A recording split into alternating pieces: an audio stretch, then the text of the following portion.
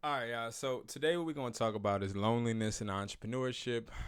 So number one, right? Let's make this very clear.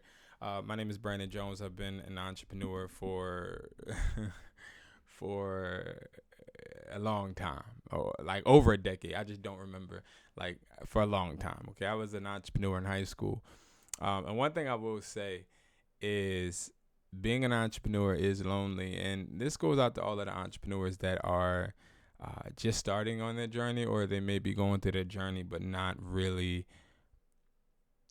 or didn't really understand what it took at the time to get to the point they're at now, right? Like you have some people out there that's ready to quit. You got some people out there that are succeeding and flourishing in all types of ways and facets.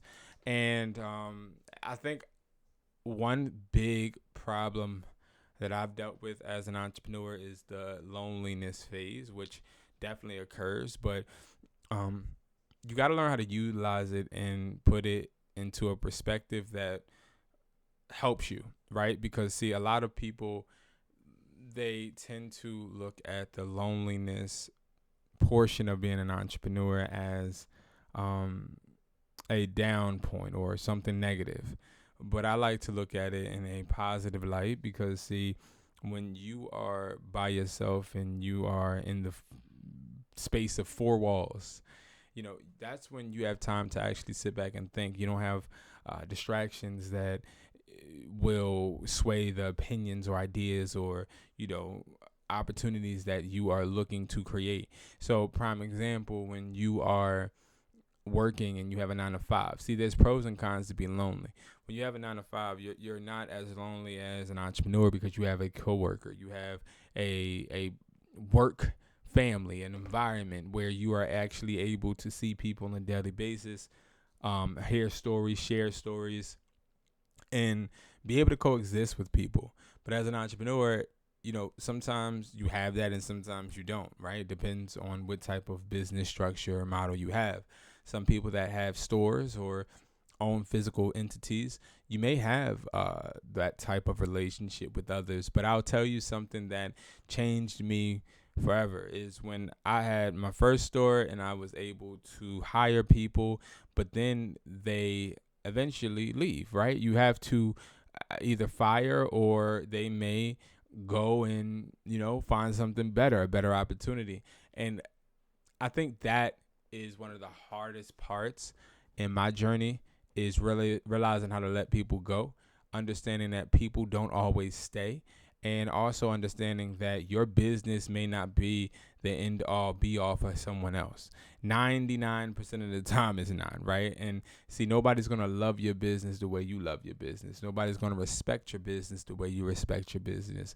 And that should be self-explanatory because you're the one that is reaping the benefits from that business no matter what. They're only reaping the benefits as long as you allow them to. So when you look up and you realize that you're lonely or you don't have those interactions, I want you to understand that that could be a big growing pain, but it's something that you would want to get used to because everybody that comes around you is going to be attached to you for different reasons. Now, these reasons may not necessarily be their only benefit, right? It may be because you're benefiting as well. But the point of the matter is understanding that everybody is disposable and you're disposable in others' eyes depending on what you provide value-wise.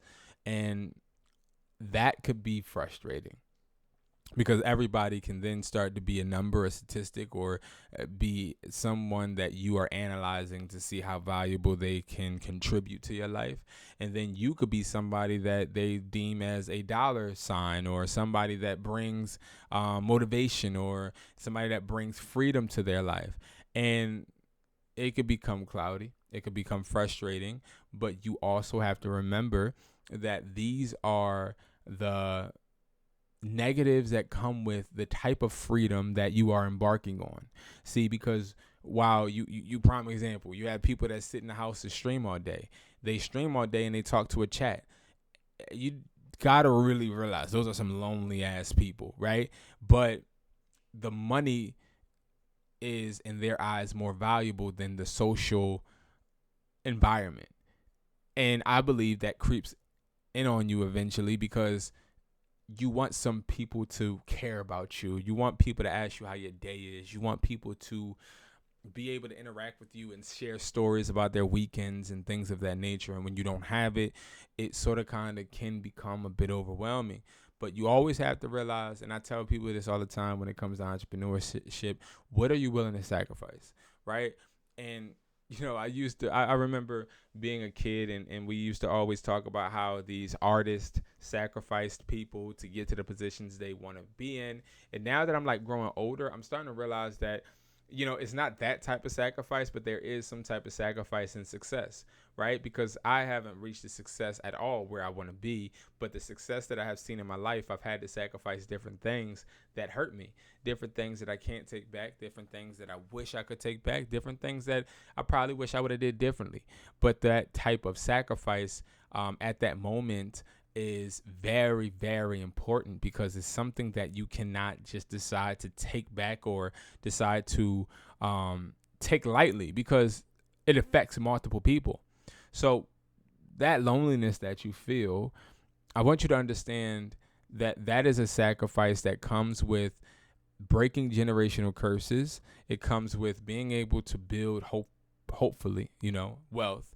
And it comes with your growth, because a person that can stand alone is a person that never, ever will need to be around someone, which is always a benefit. I would rather be an entrepreneur that doesn't need to be around people than an entrepreneur that needs to be around people to feel validated. I have friends that invite me out every weekend because they need to feel validated to go out.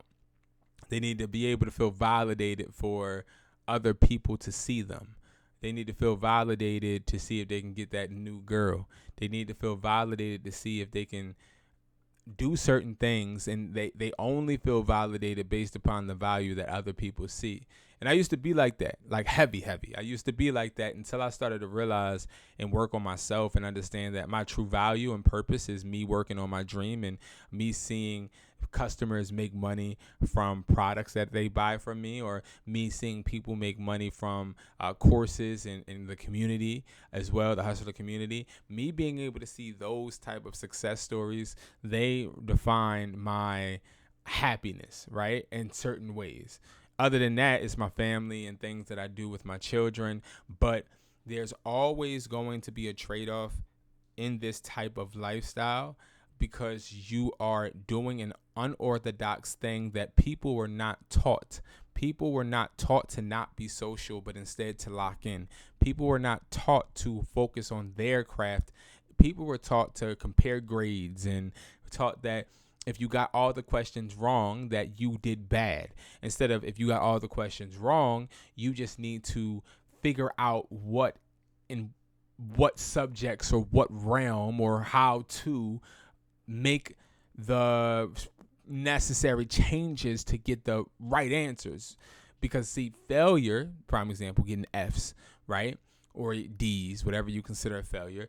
Failures in school are looked at and frowned upon, and it sort of kind of signifies that you weren't trying, right? But in real life, failures signify getting your ass back up and trying again, because that failure taught you a lesson. But in school, we don't look at it that way. If I fail my test, it's not like I learned the lesson. It's more so like I didn't learn a lesson, and that's why I failed, right? It's like memorize as much as you can just to regurgitate it on the paper.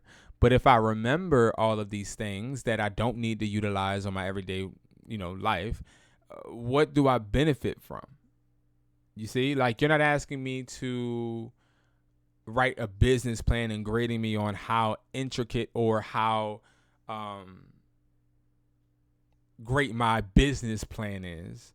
You're judging me based upon me finding the value of X, Y equals T squared 3. But that doesn't matter.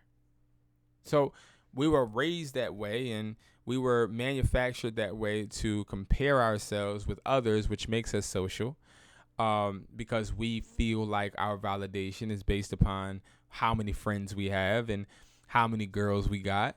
But in our reality, it really matters how much you're locked in and tuned into your true purpose and self.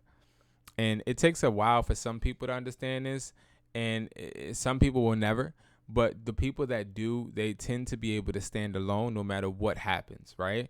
I'm going to go through some storms I don't even know about soon, right? I'm going to go through some hard times that maybe I couldn't even fathom.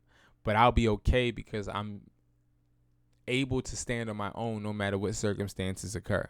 Not a lot of people are like that yet because they haven't had those rugs pulled from under them.